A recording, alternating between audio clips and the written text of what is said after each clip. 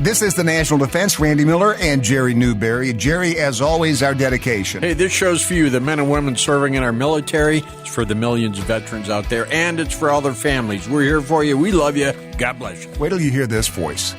Oh, man. Wait till you hear this voice.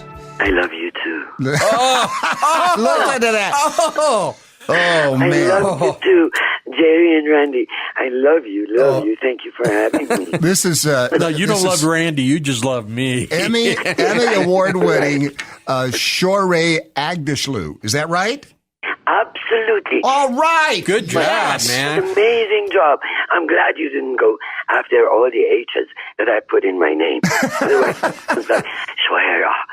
You're absolutely right. It's Shohreh. He wouldn't even let me try and say it. No, Jerry can't even try. Hey, thank you so much, Shohreh, for joining us today. This is you have absolutely have a fantastic career, and I'm looking through all of your different things. House of Sand and Fog. You were on 24.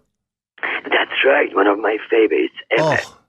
Ever. That was great. I remember you from 24. You did every role that you've had is so memorable because you just stand out. I mean, I picked them up with a pair of tweezers. Believe me. Well, Randy, and that's why she's been recognized. When it comes to acting, you know, it's so good. It has to be a good role, not necessarily a hero or anti-hero, but it has to be meaningful. Yeah. And that's why you've been recognized so many times. I think so too. Performances. Yeah. And is this right now the first Iranian actress to be nominated for an Academy Award? Is that right? Absolutely right. First Iranian and Middle Easterner, by the way.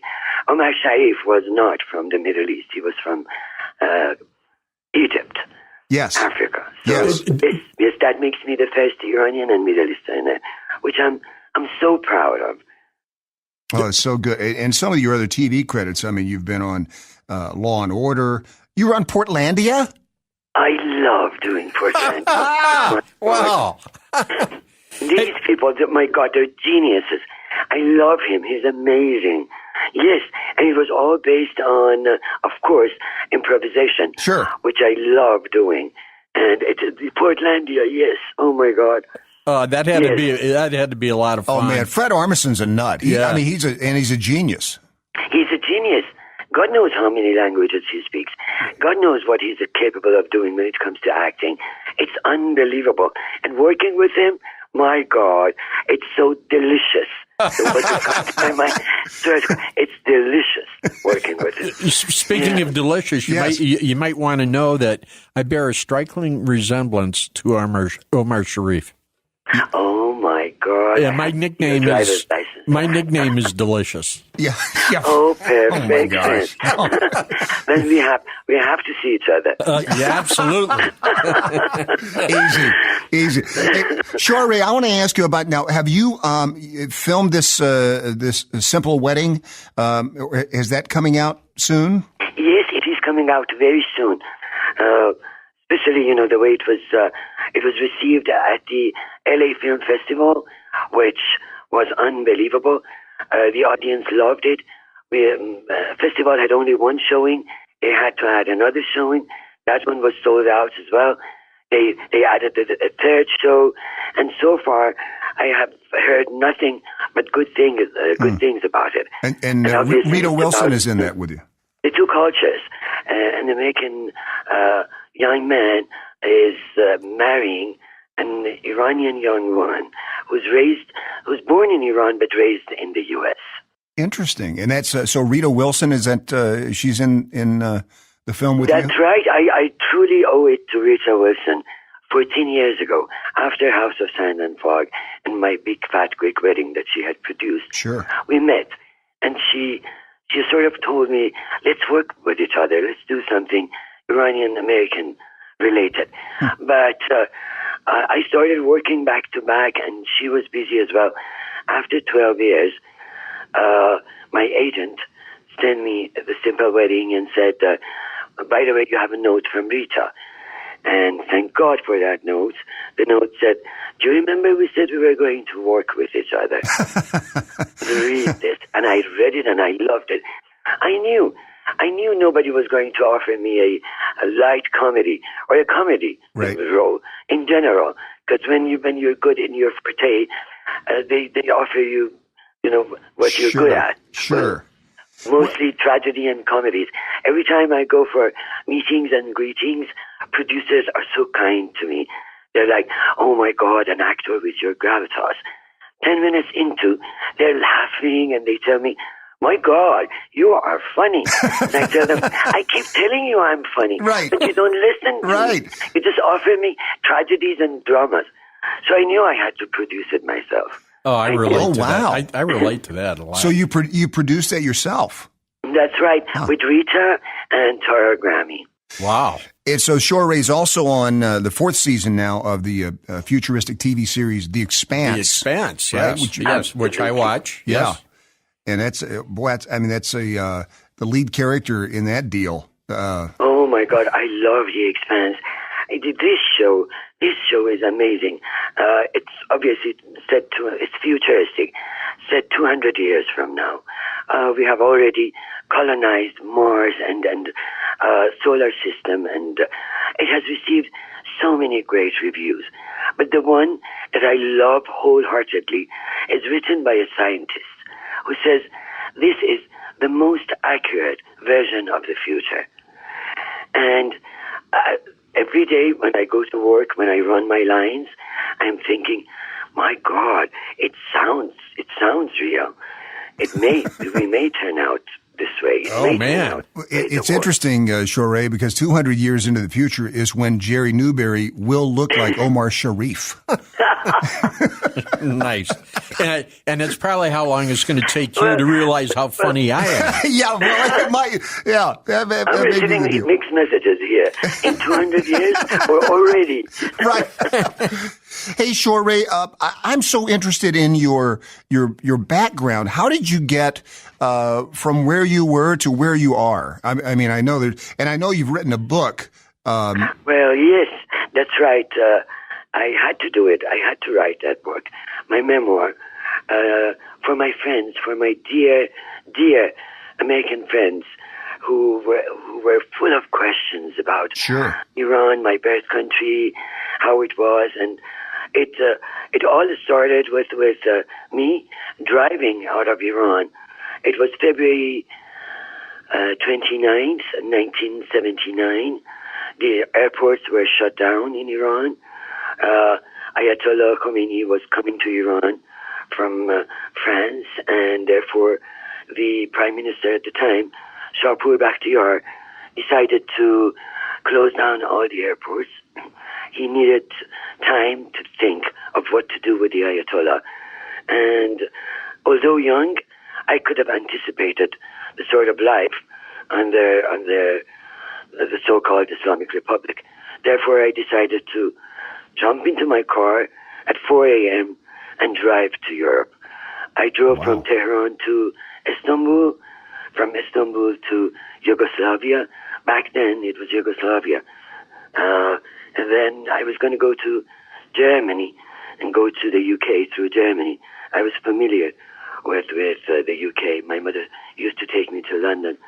But all of a sudden, Germany announced that they needed visas for Iranians.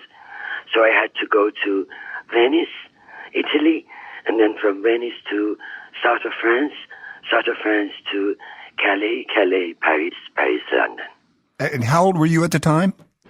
I was 26 years old. Wow. I sold my car, I sold my jewelries, and I started studying political science and international relations. Wow. What a story. Yeah. I had to find out what was going on in Iran. Problem was that we were told when we were young in Iran, we were told that if we wanted to live a happy life, we should have nothing to do with politics. And I was so illiterate. I had no idea. My generation had no idea of what was going on. I wish we had seen Cairo, Egypt, before what happened in Iran. I wish we had seen Cairo going through it. I wish we had stayed in our Barzan Square, an equivalent of Tahrir Square in Egypt. But my generation was so illiterate, politically speaking, so I had to get myself educated. I had to find out what was going on. And to be honest with you, the more I studied, the more I realized that I don't know so many things that I need to learn. So it's really, political science and international relations really is like an ocean. No matter how well of a swimmer you are, you're still worried. You're still thinking about the hidden places, the Sure. dark corners that you have no idea of. But I'm glad I studied it. Because every time when actors talk about politics, politicians get upset. They say, how come this actor with no political background is talking about politics? They're not educated. So at least I can say, excuse me, I am educated. Right. I've educated myself. Hey, listen, you can talk about anything. I know a little bit. You can talk about it. Good. Well, Shohreh, so the book is The Alley of Love and Yellow Jasmines, and it details that kind of journey. Now, do you also have an audiobook of that? Do you read that? Because I will buy that today. I just want to hear you talk. You are so nice. So much. I'm going to do it for you. Yeah, good. All right, good. I will do it for you. I haven't done it yet. It's even interesting. I have read other books. Apparently, some people like to listen to books with accents. Well, I've done Cortesio Malaparte. I've done Khaled Hosseini, his last novel, Then the Mountain Echoed. It's one of the most beautiful novels I've ever read in my life. But I haven't read mine yet. I don't have an audiobook. Could read the but I phone will book. do it to you. I will do it for you, and I will dedicate it to you. Yeah. I promise you. I will play it. We will play it over and Yes, over. yes. It'll be the last thing I hear every night before I go to Exactly. sleep. Right. Yeah, to my designated veteran. Yeah. Have you gotten to meet, we have mainly a military and veteran audience. Have you gotten to meet some military folks along the way? Oh my God, of course I have. And I'm really indebted to Miss Assal that invited me to the Veterans Gala in Washington, D.C. Yeah. She asked me to give an award to a veteran, and it didn't take me a second to say, yes, I would love to. It's an honor and a pleasure. And she paused for a second and she said, you're so interested. I said, I am indeed. I want to be there. I want to see this soldier, this veteran. I want to kiss him on the face. And I want to tell him that despite all the contemporary political climate, I'm here to tell you that I love you, I respect you, and you're like my son or my daughter. That's the feelings I have for you. In fact, once I had arrived at Los Angeles airport, and I noticed that a family of a soldier who was coming from Iraq were anticipating his arrival. They had flowers, and they were so happy. I stood with them for a couple of minutes. I wanted to kiss the soldier, but then I thought, no, maybe it's not such a good idea. He's just coming back from that region, most probably been harmed by or hurt by someone who looked like me or sounded like me. So it's better if I don't get close to him now. I stood in the corner, watched him and his family, hugging him, kissing him, and I just sent him my love from far away from the corner. Well, you don't scare me and Jerry at all. No, not at all. Yes, wait until I get to you. It's Persian style. 3 times on your cheeks.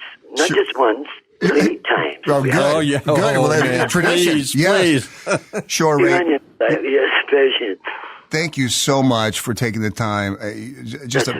What a wonderful person, what a wonderful voice, and wonderful work that you do as well. We just really appreciate thank you so it. much.